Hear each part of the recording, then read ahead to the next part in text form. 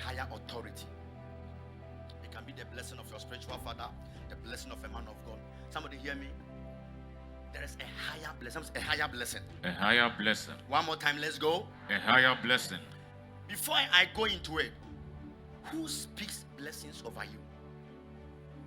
Do you have anybody that you go under and the person places the hand on you and just tells you, may the heavens be open for you? This kind of blessing is very dangerous. When that kind of blessing is on you, forget about every devil.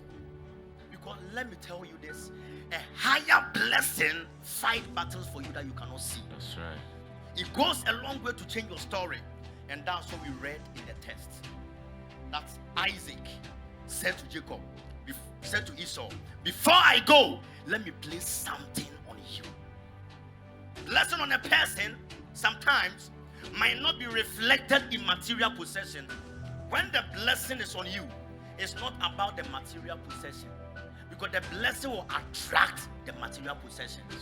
Don't look for the material possession, look for the blessing, and the blessing will bring the material possession. Oh, I can't feel your clap. I can't feel your clap.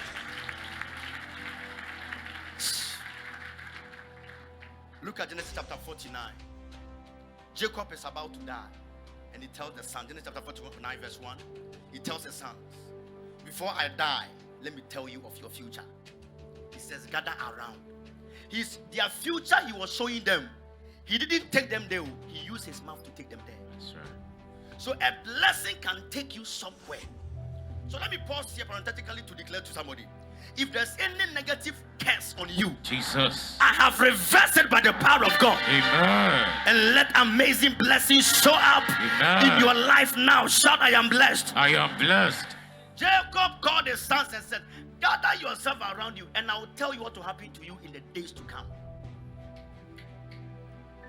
He said, listen, all my sons, listen. Let's go. He said, Reuben, when I look at you, you are the sign of my strength. You are excelling in power. When I look at you, everything around you is excellent. Everything around you is so great. But as water is unstable, you will no longer excel. The man finished Reuben.